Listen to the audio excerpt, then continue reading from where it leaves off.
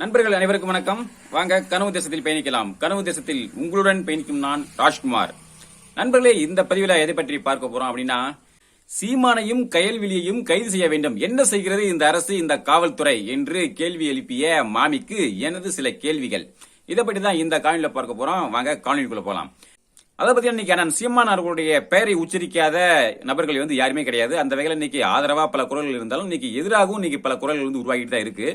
இந்த எதிரான குரல்கள் எப்படி எதை நோக்கி வருது அப்படின்னா, எப்போது அண்ணன் சீமான் அவர்கள் தமிழ்நாட்டை தமிழன் தான் ஆளணும் அப்படிங்கிற மாதிரி, அது யாரும் வாழலாம் ஆனால் தமிழ்நாட்டை நாங்கள் தான் ஆளுவோம் அப்படிங்கிற மாதிரி எப்ப அந்த முழக்கத்தை முன்வைத்தாரோ, அதிலிருந்து பல பிரமொழியாளர்கள் குறிப்பா அந்த தெலுங்குகள் தங்களுடைய தூக்கத்தை தொலைச்சிட்டாங்க அப்படின்னு சொல்லணும். சில பேர் புரிதல் உள்ள சில பேர் அண்ணன் சீமானுடைய இந்த கருத்துக்கு ஆதரவு கொடுக்குறாங்க. அதுல குறிப்பா ஒரு மேடை ஒரு விழாவில் பேசும்போது ராதாரவி அவர்கள் நான் தெலுங்கன் தான், ஆனா சீமான் அவருடைய கருத்தை நான் வரவேற்கிறேன். அந்தந்த மாநிலத்தை சார்ந்தவர்கள் அந்த மாநிலத்தை ஆளுகிற போது தமிழ்நாட்டை தமிழன் தான் ஆளணும் அப்படின்னு சீமான் சொல்ற அந்த கருத்தை நான் ஏற்கிறேன், அது சொல்றது சரிதான் அப்படிங்கிற மாதிரி வெளிப்படையாவே பலர் பேர் மத்தியில வெளிப்படையாவே அறிவிச்சிருந்தாரு. இப்படி சில பேர் சீமானுடைய இந்த கருத்தை ஆதரிக்க தான் செய்யறாங்க. ஆனா பல பேர் எப்ப அண்ணன் சீமான் அவர்கள் இந்த முழக்கத்தை வச்சாரோ அதுல தூக்கத்தை தொலைச்சிட்டாங்க. அதுக்கப்புறம் சீமானை பிடித்து பிராண்ட வேலையை தான் இது வரைக்கும் பண்ணிட்டு இருக்காங்க. அதுல சில பேர் இந்த சீமான் அவர்களை திட்டத்துக்கோசரமே அவதூறு பரப்புறதுக்கோசரமே யூடியூப் தொடங்கி இன்னைக்கு அவதூற பரப்பிட்டு இருக்காங்க, திட்டிட்டு இருக்காங்க. இப்படி இந்த வரிசையில ஒரு திராவிட தெலுங்கு மாமி இப்படி சீமானை திட்டுறதுக்கோசரமே, சீமான் மீது அவதூறு பரப்புறதுக்கோசரமே ஒரு யூடியூப் சேனல்ல தொடங்கி எந்த நேரமும் சீமானை பற்றியே பேசிட்டு இருங்க. அதுல இந்த மாமி சமீபத்துல பேசினா ஒரு வீடியோல ஒரு காணொலியில என்ன பேசு அப்படின்னா, முழுக்க முழுக்க சீமானை அவ்வளவு அவதூறா அவ்வளவு ஆபாசமா பேசியிருக்கு. இந்த நடிகை விஜயலட்சுமி இருக்காங்கல்ல, அவங்க பாத்தீங்கன்னா சீமான் மீது எப்பொழுதும் பாத்தீங்கன்னா அவதூறு பரப்புற வேலை. அதாவது எப்ப தேர்தல் வருதோ அப்பெல்லாம் வீடியோ போடுறது, இல்லைன்னா காவல்துறைகிட்ட ஒரு வழக்கு கொடுக்கறது, இந்த மாதிரி என்ன ஏமாத்திட்டாங்க, என்ன இந்த மாதிரி பாலியல் வன்கொடுமை பண்ணிட்டாங்க, அந்த மாதிரி புகார் கொடுக்கறது, இந்த மாதிரியே தொடர்ச்சியா செய்துட்டு இருந்தாங்க. அதுக்கப்புறம் பாத்தீங்கன்னா நிறைய வீடியோக்கள் நிறைய காணொலிகள் எல்லாமே பாத்தீங்கன்னா திட்டி ஆபாசமா திட்டி சீமானையும் அவருடைய குடும்பத்தாரையும் அவங்களுடைய மனைவியையும் அவங்களுடைய சீமான் அண்ணனுடைய தாயாரையும் இழுத்து ரொம்ப ஆபாசமாக ரொம்ப பேசிட்டு வீடியோ போட்டுட்டு இருந்தாங்க. இதையெல்லாம் பார்த்துட்டு அண்ணன் சீமான் அவர்கள் கடந்துட்டு தான் போனாங்க. இதை நம்ம கண்டுக்க வேணாம், இது நம்ம கடந்து செல்வோம் அப்படிங்கிற மாதிரி அவரும் அப்படித்தான் போனாரு. தனது கட்சிக்காரங்கிட்டையும் இதே தான் சொல்லிட்டு வந்துருந்தாங்க. அதை கண்டுக்காதீங்க, அதை பத்தி பேசாதீங்க, அதை நகர்த்தி விட்டு போங்க அப்படிங்கிற மாதிரி தான் தொடர்ந்து அதே தான் சொல்லிட்டு இருந்தாங்க. ஆனா அதை பார்க்கக்கூடிய தம்பிகள் நாம என்ன நினைச்சோம் அப்படின்னா, இல்ல இந்த மாதிரியே ரொம்ப ஆபாசமா பேசிட்டு இருக்காங்க அப்படிங்கும் போது இதுக்கு ஒரு முற்றுப்புள்ளி வைக்கணும், இது ஒரு முடிவுரை எழுதணும் அப்படிங்கிற ஒரு ஆதங்கம் அப்படிங்கிறது நம்ம பார்க்கக்கூடிய நமது தம்பி தங்கைகளுக்கு இருந்தது.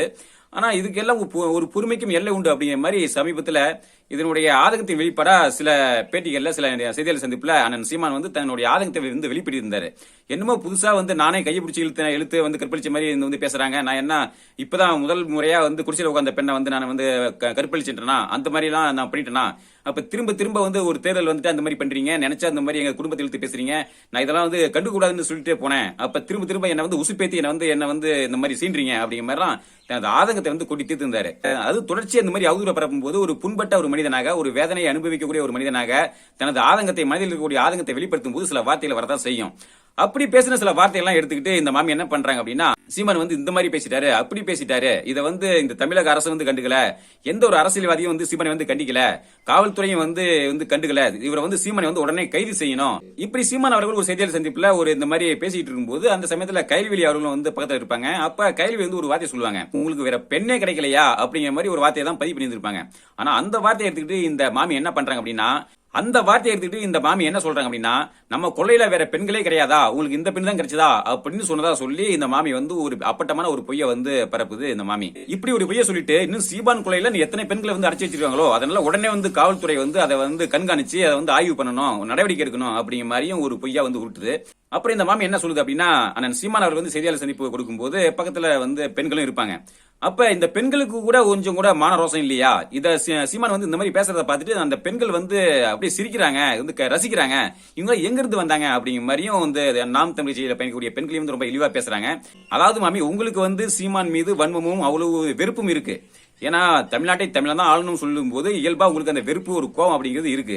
ஆனா எங்களுக்கு தமிழுடைய உரிமை பற்றி, தமிழுடைய நலனை பற்றி, இந்த இயற்கை வளத்தை பற்றி பேசும்போது, எங்களுக்கு தமிழருடைய நலனை பற்றி பேசும்போது இங்க இருக்கக்கூடிய தமிழர்கள் நாங்க தமிழ் பெண்கள் ஏன் சீமான் மீது கோபத்தை காட்டணும்? அதாவது விஜயலட்சுமி விவகாரம் அப்படிங்கிறது அதனுடைய உண்மை நிலவரம் என்ன அப்படிங்கிறது நாம் தமிழர் கட்சியில பயணிக்கக்கூடிய ஒவ்வொரு பெண்களுக்கும் தெரியும், எல்லாத்துக்கும் தெரியும். இது வந்து விஜயலட்சுமி தான் வந்து சீமான் அவர்களை வந்து வந்து வஞ்சகமா இந்த மாதிரி பண்றாங்க, அவதூறு பரப்புறாங்க அப்படிங்கறது இங்க நாம் தமிழர் கட்சியில பயணிக்கக்கூடிய அனைத்து பெண்களுக்கும் தெரியும். நீங்க வேணா அவதூறு பரப்புற விதத்துல இதை வந்து நீங்க வந்து இந்த பாலியல் வன்கொடுமை பண்ணிட்டாரு, இந்த மாதிரி பண்ணிட்டாரு அப்படிங்கிற மாதிரி நீங்க வந்து பேசிட்டு இருக்கலாம்.